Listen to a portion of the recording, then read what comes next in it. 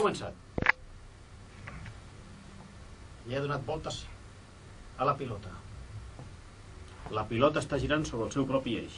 L'està aguantant amb la ungla del seu dit polze de la mà dreta. Portem 15 segons. La pilota continua donant voltes sobre el seu propi eix. Ell està sentat. Ja ho veuen?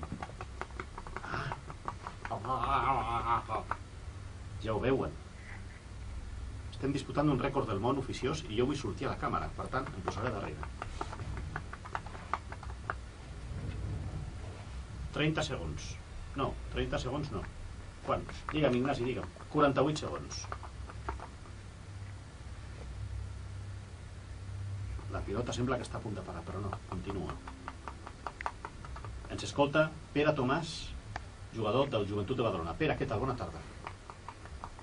No sé per què baixem la veu. Sí, potser per no molestar. Estem intentant fer un rècord del món aquí a l'estudi de Com Ràdio, Sí.